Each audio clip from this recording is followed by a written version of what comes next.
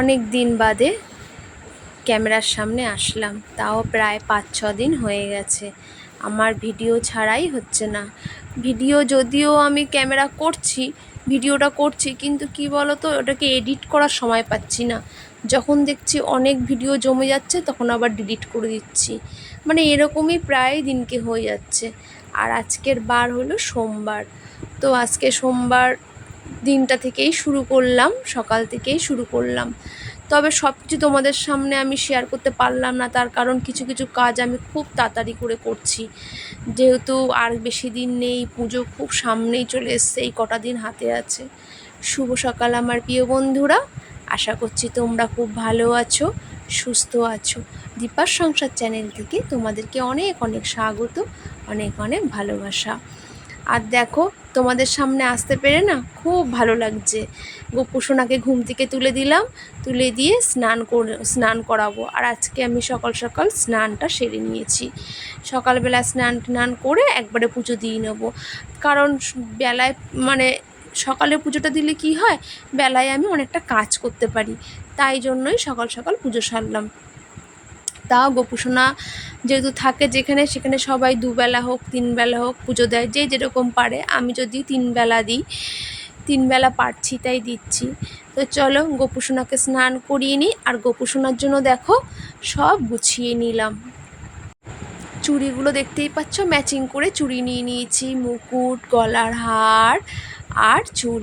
চুড়িগুলো সুন্দর না, পুরো জামার সাথে ম্যাচ হয়ে গেছে। আর এদিকে মুকুট আর এই জামাটা পরাবো আজকে। চলো গোপুসোনাকে স্নান করিয়ে নিই। গোপুসোনাকে স্নান করিয়ে গা মুছিয়ে ভালো করে সাজিয়ে তারপর তোমাদেরকে দেখাচ্ছি। আর তোমাদের সামনে অনেক দিন পরে আসতে পেরে না খুব ভালো লাগছে। মনে হচ্ছে কি তোমাদের সাথে আবার দেখা হবে, অনেক দিন বাদে আমি দেখা করছি। কি করব বলো, পেরে উঠছি না। তো দেখো গোপুসোনাকে সাজিয়ে নিলাম একবারে, কেমন লাগছে অবশ্যই তোমরা কমেন্ট করে জানিও। তো চলো পুজোটা সেরে আবার রান্নায় যেতে হবে। কি রান্না করব দেখা যাক, কি করা যায় রান্না, এখনও ভাবিনি কি রান্না করব। তো গিয়ে ভাববো, রান্নাঘরে গিয়ে ভাবনা চিন্তা করা যাবে। তো চলো পুজো কমপ্লিট করে চলে যাই। তো তোমাদেরকে রান্নাটা দেখালাম না, আজকে করলাম ডিমের কারি, আর ওদিকে করলাম ডাল আর ভাত করে নিয়েছি। ভাতটা তোমাদেরকে আর দেখালাম না। ডিমের কারিটা করেছি ধনিয়া পাতা দিয়ে। তো কেমন হয়েছে অবশ্যই বলবে। তো চলো একবারে বিকেলবেলায় তোমাদের সঙ্গে দেখা করব। তো দেখো সন্ধ্যা হয়ে গেছে, বিকেল না ঠিক সন্ধ্যা হয়ে গেছে, সন্ধ্যাবাতিও দেওয়া হয়ে গেছে। আর অনেক দিনের দুধটা না জমে গেছে, মেয়ে 2-3 দিন দুধ না খেলেই এই জমে যায়। তখন কি করব বলো, তখন আমাকেও খেতে হয়, ওকেও খেতে হয়, বাধ্য হয়ে ফেলে দেবো। তো প্রায় 3 দিনের দুধ এখানে জমে গেছে, খায় না, খেতে চায় না। বাইরের হাবিজাবি খাবে কিন্তু এটা খাবে না, ভালো জিনিসটা খাবে না।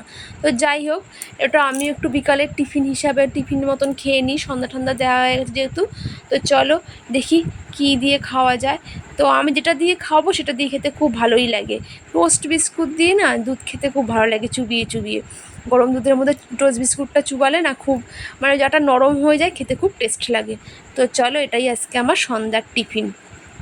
তো মেয়ে গেছে পড়তে, তো মেয়ে আসলে মেয়েকে এটাই দেবো খেতে, কিছু করার নেই, না তো না দুধগুলো কমবে না, দুধটা এত পরিমাণে জমে গেছে, এটাকে এখন কমাতে হবে এইভাবে খেয়েই। তো চলো এটা খেয়ে তারপর তোমাদেরকে দেখাবো কি কাজ আমি করলাম। তো অনেক কাজই জমে গেছে, সেগুলো তোমাদের সঙ্গে সব কিছুই শেয়ার করব।